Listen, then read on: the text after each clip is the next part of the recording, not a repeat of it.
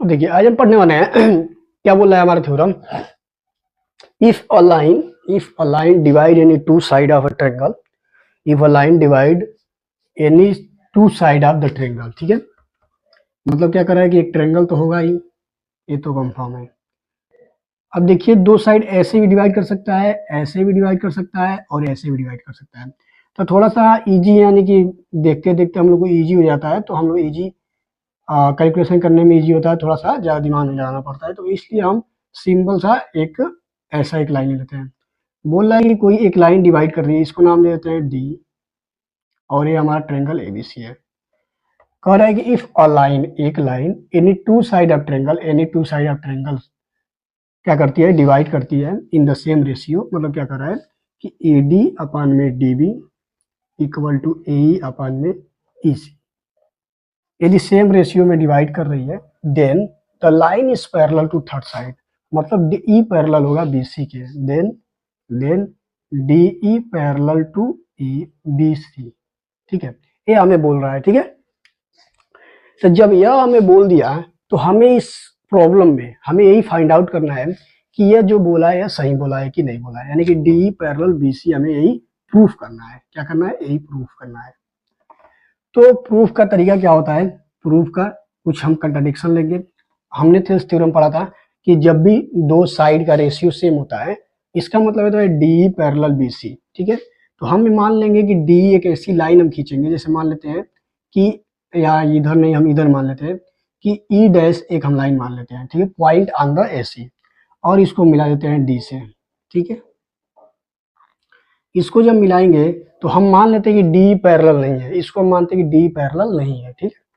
और हमारा जो नया लाइन हमने बनाया है डी ई डैश वो पैरेलल है, तो एज्यूम कर लेंगे, एज्यूम या let D E dash parallel to B C, ठीक है। अब जब हम ऐसा बोल रहे हैं तो हम क्या लिखेंगे, थेल्स थ्योरम से, from Thales theorem, from Thales theorem. Thales theorem क्या बोलता है कि जब भी कोई दो लाइन पैरेलल होती है ट्रायंगल में, तो उस जो साइड से गुजरती है उसके रेशियो सेम होते हैं।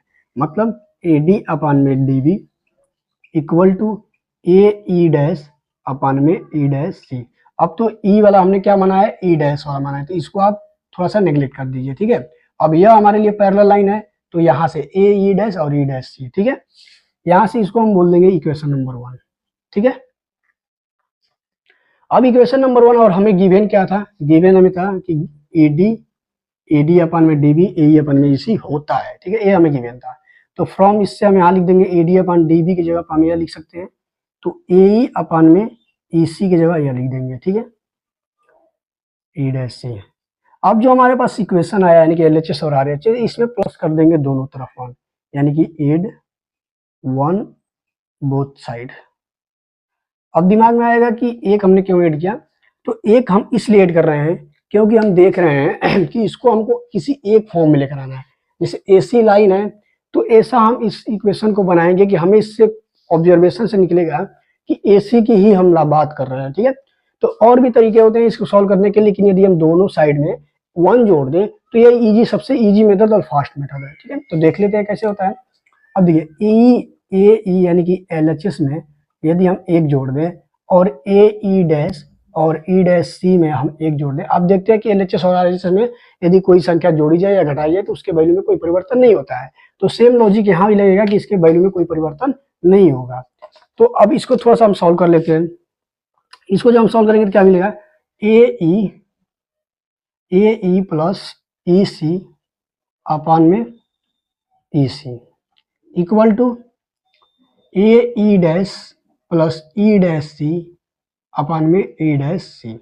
और इसको थोड़ा सा और सॉल्व करेंगे, ए ई का लेंथ और इसी का लेंथ, दोनों का मिलकर लेंथ क्या बन जाएगा, ए सी का लेंथ, ए सी अपान में ए सी। आगे बनेगा ए ई डैश का लेंथ और ई डैश का लेंथ मिलकर क्या बन जाएगा, ए सी। ये भी क्या बन जाएगा हमारे पास, ए सी अपान में ई डैश सी। अब यहां से हम एक निष्कर्ष निकाल सकते हैं कि ए सी अपान में ई सी और ए सी अपान में ई डैश सी ऐसा है, तो ई और ई डैश क्या है, सेम पॉइंट है, ठीक है। इससे निष्कर्ष ये निकलता है कि एक स्टेप और सॉल्व कर लेते हैं इसको। जब एक स्टेप और सॉल्व करेंगे तो क्रॉस मल्टीप्लीकेशन करेंगे, ठीक है। क्रॉस मल्टीप्लीकेशन करेंगे तो क्या होगा, A C multiply E dash C equal to A C multiply E C, यह हमारा कैंसिल हो जाएगा ई सी। अब क्या बचेगा, E dash C equal to E C. अब इसके कहने का मतलब क्या है कि हमने जो प्रूव करके सॉल्व करके लिया कराया, इसके कहने का मतलब है कि ई डैश सी का जो लेंथ होगा, यानी कि ई डैश सी का जो लेंथ होगा वही लेंथ, सेम लेंथ ई और सी का होगा, मतलब इक्वल होगा। दोनों का लेंथ यदि इक्वल होगा, इसका मतलब ये है कि सी पॉइंट तो हम एक जगह है, मतलब सही जगह पे है। इसका मतलब यह है कि ई डैश और ई क्या है, सेम पॉइंट है। इससे हम कंक्लूजन क्या निकाले, means E dash and E both are the same point on the या at the AC line। अब मतलब इसके कहने का मतलब क्या हो गया कि यदि ई डैश सी और ई सी एक ही बात है, मतलब एक ही लेंथ है, तो मतलब ई डैश को या तो ई लिख दो या जहां जहां ई है उसको ई डैश बना दो। तो इसका मतलब क्या हो जाएगा, डी पैरेलल, हमने बीसी बोला था कि ये नहीं है, ठीक है, यह बोला था हमने, पहले में एज्यूम किया था कि ऐसा नहीं है, जो हम लाइन मान रहे हैं ये वाला ऐसा ही है, ठीक है। अब क्या कर रहा है कि ई डैश सी और ई सी दोनों सेम है, मतलब ई डैश और ई सेम पॉइंट है, तो यहां से हम सॉल्व कर लेंगे। डी ई डैश को ई लिख सकते हैं और पैरेलल बी सी, ठीक है। तो यही हमें प्रूव करना था और ये हमारे पास प्रूव होके आ गया। यही हमें प्रूव करना था, डी पैरेलल ई सी। इसका मतलब ये है कि ई डैश सी और ई सी का लेंथ सेम है। इसका मतलब ये क्या है कि जो तीसरी लाइन के जो हमारी लाइन गुजर रही है दो साइड से, वो तीसरी लाइन के पैरेलल है। उम्मीद है समझ में आया होगा। बहुत ईजी है, बहुत ज्यादा कोई इसमें बहुत ज्यादा कैलकुलेशन नहीं है, एकदम ईजी है। इसके आगे और एक चीज देखते हैं कि सिमिलर, कोई भी दो ट्रायंगल सिमिलर कब होता है, सिमिलर कब होता है, उसके कुछ कंडीशन होते हैं, एग्जाम में आएगा तो उसके पैटर्न से आप सवाल को सॉल्व कर सकते हैं। अब देखिए जो हम बताने जा रहे हैं आपको नोट करना है और अच्छे से इसको याद रखना है, ठीक है। If any two triangle are similar, इसका मतलब यह होता है कि देयर कोरेस्पॉन्डिंग साइड, तीन कंडीशन होते हैं, हम थ्री कंडीशन को पढ़ेंगे, ठीक है। तीनों में से कोई एक भी सेटिस्फाई होगा तो दो ट्रायंगल आपस में क्या हो जाएंगे, सिमिलर हो जाएंगे। या तो their corresponding side, their corresponding side in same ratio, ठीक है। मतलब इसको हम बोलते हैं कि जब कोई भी दो ट्रायंगल है, ठीक है, कोई भी दो ट्रायंगल है, यह सिमिलर कब हो सकता है, या तो इसके जो कोरेस्पॉन्डिंग साइड है, ठीक है, इसका रेशियो आपस में सेम होना चाहिए, ठीक है। मतलब इसको नाम देते A B C P Q R. तो ए अपान में पी, यानी कि ये वाला है तो यही वाला है, इक्वल टू सी अपान में Q equal to R upon में सॉरी बी है ना, तो बी अपान में आर। इन तीनों का रेशियो क्या होना चाहिए, सेम होना चाहिए, शुड बी सेम। तो क्या हो जाएगा, ये दोनों ट्रायंगल आपस में क्या हो जाएंगे, सिमिलर हो जाएंगे। या दूसरा कंडीशन क्या होता है, इसको बोलते हैं साइड साइड कंडीशन। इसको आप शॉर्ट फॉर्म में याद कर सकते हैं कि कोई भी जो दो ट्रायंगल होगा उसमें तीनों साइड के रेशियो आपस में बराबर होंगे, इक्वल होंगे, तो दोनों ट्रायंगल क्या हो जाएंगे, हमारे लिए सिमिलर हो जाएंगे। तीसरा होता है कि their corresponding angle, their corresponding angle should be equal,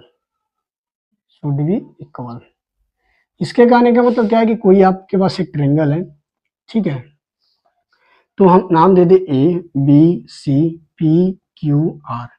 यदि हम बात करें एंगल बी की, तो एंगल क्यू यदि सेम हो, जैसे यह मान लें कि 60 डिग्री है तो इसको भी 60 डिग्री होना चाहिए। यदि इसको मान ले 30 डिग्री है तो इसको भी 30 डिग्री होना चाहिए, यानी कि एंगल पी है। इसको मान ले यदि 90 डिग्री है तो इसको भी 90 डिग्री होना चाहिए। यदि ऐसा कंडीशन होता है, देयर कोरेस्पॉन्डिंग एंगल इक्वल होते हैं, तो वो दोनों ट्रायंगल आपस में क्या कहे जाएंगे, सिमिलर कहे जाएंगे। तो ये दोनों ट्रायंगल आपस में क्या कहे जाएंगे, सिमिलर कहे जाएंगे। तीसरा जो कंडीशन होता है हमारे पास, any two side ratio, any two side in same ratio and one angle equal. इसका कहने का मतलब क्या हो गया?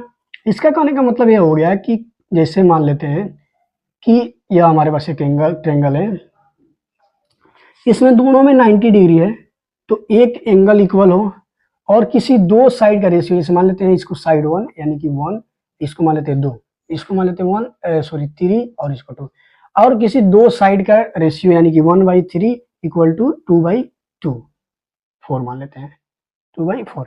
यदि ऐसा रेशियो बनता है, दोनों का रेशियो सेम होता है, या नंबर हमने वैसे माना है, जैसे मान लीजिए इसको ए बोल देते हैं, इसको बी, इसको सी, इसको डी, तो हम यहाँ लिख देते हैं ए अपान में सी और इक्वल टू बी अपान में डी, ऐसा होना चाहिए।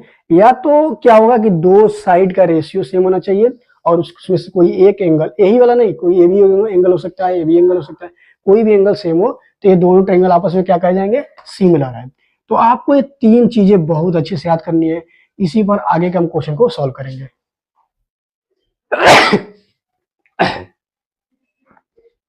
क्या याद करना है?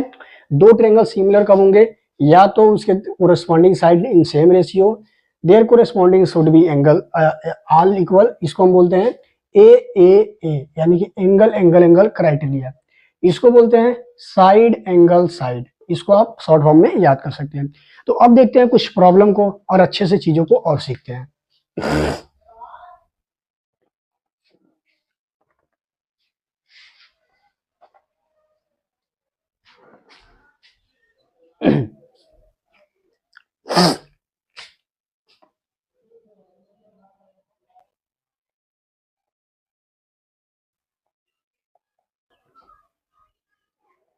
अब देखिए, जो अभी तक हमने पढ़ा उसको अप्लाई करके एक हम क्वेश्चन को सॉल्व कर सकते हैं।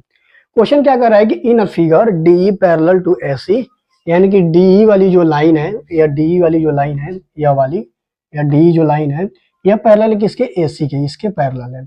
और डी एफ वाली लाइन जो क्या है, डी एफ वाली लाइन है, वो ए के पैरेलल है। तो हमें प्रूव करना है क्या? बी एफ अपॉन में एफ ई, यानी कि बी एफ का लेंथ अपॉन में एफ ई का लेंथ इक्वल टू किसके होगा? बीई का लेंथ अपॉन में एसी का लेंथ। ठीक है, ये हमें प्रूव करना है। तो इस क्वेश्चन को सॉल्व करने के लिए सिंपल सी चीज है, हम इसको ब्रेक डाउन करके बहुत अच्छे से सीखेंगे। प्रूफ क्या करना है? हमें ये वाला प्रूव करना है। तो देखिए, जो भी ट्रायंगल को बोला है कि यह पैरेलल है, इसको हम बाहर एक एक करके निकाल लेते हैं। जैसे डी बोला है एसी के पैरेलल है, तो डी वाली लाइन और एसी वाली लाइन, बाकी सभी को हटा देते हैं हम। ठीक है, यानी कि ट्रायंगल हमारे पास ऐसा है, ये हमारे पास ए है और बी है, ये हमारे पास सी है। इसमें क्या बोला है? डी पैरेलल है, यानी कि यहां से एक लाइन गई है डी ई। बाकी सारी चीजों को नेग्लेक्ट करते हैं, अब इस पर फोकस करते हैं। इस पर फोकस करेंगे तो आपको पता है कि डीई जब पैरेलल है एसी के, तो थेल्स परमेशन क्या लिख सकते हैं? If condition according to condition D parallel to A C, then from Thales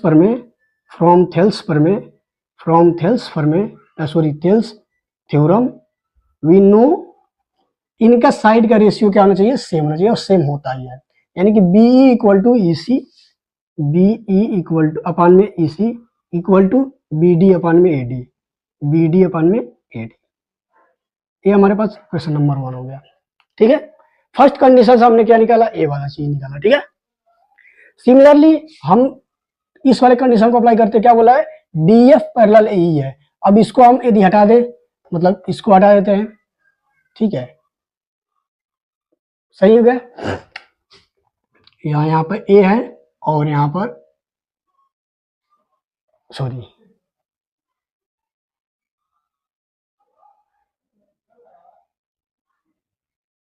D F. अब ये देखिए हमने क्या किया कि डी एफ पैरेलल ए क्या है, तो डी एफ पैरेलल ए मतलब यह वाली जो डी एफ लाइन है वो इस वाली ए लाइन के मतलब पैरेलल है। इसमें एक था हमारे पास, ए वाली हमारी लाइन क्या थी? एसी की थी, और डी लाइन, ए वाली हमारी लाइन क्या थी? डी की थी। तो हमें जो डॉटेड है उसको हटा देना है, उसको ध्यान नहीं देना है, हमें फोकस करना है किस पर? इस वाले फिगर पे। तो जब सिमिलर हम लिखेंगे according to second condition D F parallel है ए के। इसका मतलब क्या होता है कि बी डी और ए डी का जो अपान में रेशियो होगा, बी डी अपान में ए डी इक्वल टू क्या होगा? बी एफ अपान में एफ ई, बी एफ अपान में एफ ई। ये हमारा इक्वेशन नंबर 2 हो जाएगा।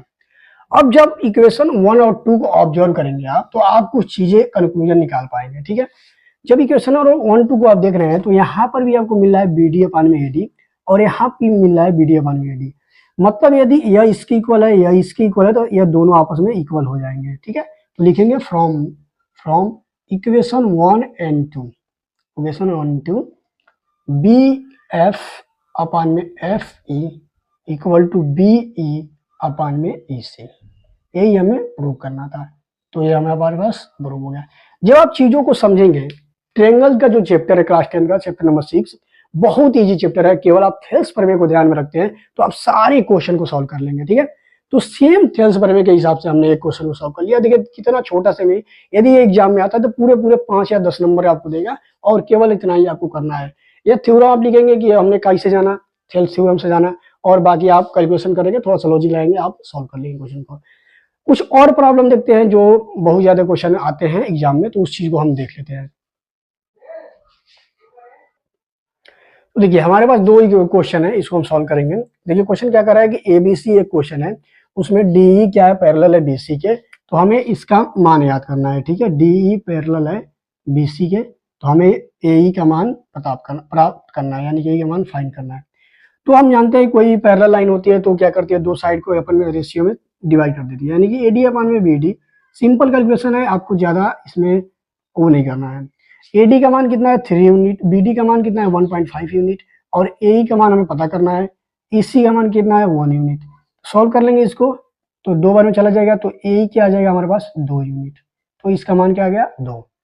सिमिलरली यहाँ पर करेंगे सेम वही कंडीशन, पैरेलल लाइन है तो सेम रेशियो में डिवाइड करेगा, तो पी एस अपान में S R equal to P T upon में टी क्यू, और हमें टी क्यू फाइंड आउट करना है। तो पी एस की वैल्यू कितनी है 5.4, एस आर की वैल्यू है 1.8 इक्वल टू पी टी की वैल्यू है 7.4 और टी क्यू हमें फाइंड आउट करना है। क्रॉस मल्टीप्लिकेशन कर देंगे, तो T Q equal to 7.4 into 1.8 upon में 5.4। इसको सॉल्व कर लेंगे, तो 1.8 में जाएगा तो कितना बार में चला जाएगा 3 टाइम्स में, और 3 टाइम्स इसको निकालेंगे तो कितना चला जाएगा 3 दूनी 6 एक साथ, इसको आप 7.2 कर लीजिए 7.2, तो 3 दूनी 6 3 चौक बार 2.4 में, यानी कि टी क्यू कितना जाएगा 2.4 चला जाएगा। तो यहाँ पर ऐसे मान निकाल लेंगे। तो बहुत ज्यादा कैलकुलेशन इजी आता है ट्रायंगल में, ठीक है। और इसमें आपको यही ध्यान रखना है कि कौन सा साइड पैरेलल है और किस साइड को रेशियो में डिवाइड करेगी। और एक क्वेश्चन लेते हैं जो कि बहुत अच्छा क्वेश्चन है, उस क्वेश्चन को आप सॉल्व करेंगे तो बहुत सारे कॉन्सेप्ट आपके क्लियर हो जाएंगे। अब देखिए इस क्वेश्चन में क्या कर रहा है कि प्रूव कीजिए कि ट्रायंगल पीओक्यू और ट्रायंगल आरओएस आपस में क्या है, सिमिलर है। तो इस क्वेश्चन को सॉल्व करने के लिए थोड़ा सा हम एक स्टेप पीछे आते हैं और एक चीज को ध्यान देते हैं कि जब भी कोई दो लाइन पैरेलल होती है, ठीक है, और उसको कोई एक लाइन इंटरसेक्ट कर रही है, तो इससे क्या क्या हमें मिलता है, ठीक है। कुछ एंगल होते हैं, कुछ लाइन होती है, उसको हम देख लेते हैं। जैसे इसका नाम देते हैं 1, इसको नाम देते हैं 2, इसको नाम 3 और इसका नाम 4। एक कोई लाइन है, उसको कोई एक लाइन बाइसेक्ट कर रही है, तो उसको 4 एंगल बनेंगे, ठीक है। यहाँ पर 4 एंगल, वही मैंने यहाँ पर लिखा है, ठीक है। यहाँ भी हम नाम देते हैं 5, यहाँ इसको नाम देते हैं 6, 7 और 8, ठीक है।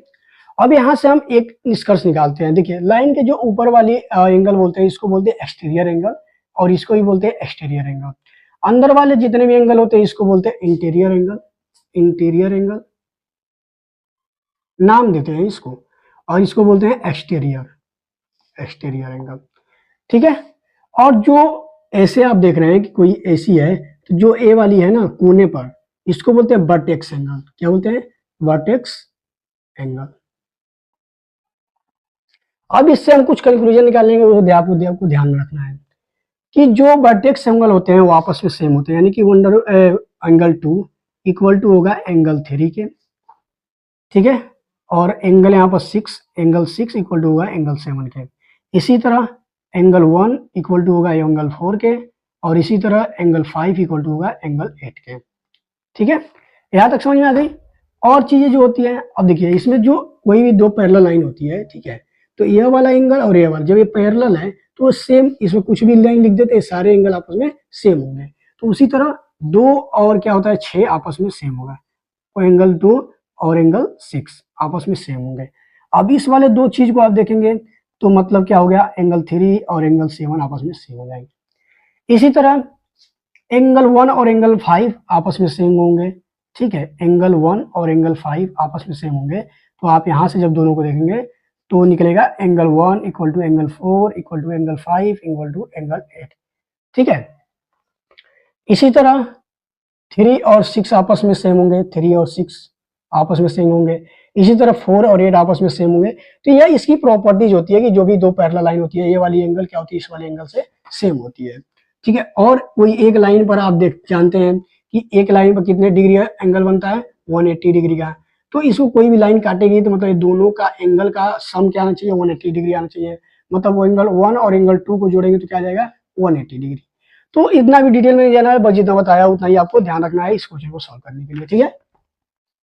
अब आते हैं क्वेश्चन पे। क्वेश्चन हमारे पास क्या कर रहा है कि पी क्यू पैरेलल है आर एस के। इसमें क्वेश्चन में दिया हुआ है given P Q parallel R S. अब देखिए सेम वही चीज यहाँ पे देखेंगे, पी क्यू लाइन है और आर एस लाइन है, इसको दोनों पैरेलल है। तो ये जो लाइन आप देख रहे हैं क्यू आर, ये क्या कर रही है, दोनों को बाइसेक्ट कर रही है, ठीक है। तो आप देखेंगे यह वाला जो ट्रेंगल है, एंगल है, वो इस वाले एंगल के बराबर होगा। अभी हमने इस चीज को सीखा है। तो angle P Q O equal to angle O R S, इसको बोलते हैं एकांतर कोण, अल्टरनेटिव इंटीरियर एंगल, ठीक है। सेकेंड आप देखेंगे कि वर्टेक्स वाला भी हमने बताया है कि एंगल सेम होता है, तो वर्टेक्स वाला भी एंगल सेम हो जाएगा, P O Q equal to angle R O S. Similarly जैसे यह वाला एंगल सेम हुआ है, वैसे ये भी एंगल एकांतर यानी कि अल्टरनेटिव इंटीरियर एंगल से ये भी सेम हो जाएगा। तो Q P O equal to angle R S O. तो यहाँ भी एंगल है, यहाँ भी एंगल है, यहाँ भी एंगल है, ठीक है। अब कोई भी दो एंगल सिमिलर होता है तो हमने क्या पढ़ा है कंडीशन, या तो साइड का रेशियो सेम होना चाहिए, या तो तीनों एंगल सेम होना चाहिए, या तो दो साइड और एक एंगल सेम होना चाहिए। इसमें से कौन सा मैच कर रहा है, तीनों एंगल मैच कर रहा है। तो लिखेंगे from criteria, from criteria angle angle angle this both triangle are similar, ठीक है। और लिख देंगे triangle P O Q similar है ट्रायंगल आर ओ एस के। प्रूफ। बस देखिए कितना इजी क्वेश्चन है, आप ऐसे से क्वेश्चन आता है एग्जाम में, ऐसे से क्वेश्चन, बस आपको लॉजिक देखना है और कुछ चीजें आपको याद रखनी है, आप एकदम अच्छे से क्वेश्चन को सॉल्व कर लेंगे। यदि इतना आप पढ़ लिए हैं तो ट्रायंगल के, अब ये पार्ट 2 है तो पार्ट 1 आप देख लेंगे तो ट्रायंगल आपका कंप्लीट हो जाएगा। इससे आपके सारे क्वेश्चन लगभग सारे क्वेश्चन आपको बन जाएंगे। यदि इसके बावजूद भी तो कोई क्वेश्चन बनता है, नहीं बन पाता है, तो आप कमेंट में बताएंगे, उसको हम क्वेश्चन तो सॉल्व कर लेंगे। तो उम्मीद करते हैं आपको वीडियो पसंद आएगा। वीडियो पसंद आया तो वीडियो को लाइक कर दीजिए, चैनल को सब्सक्राइब कर दीजिए और अपने दोस्तों में शेयर कर दीजिए।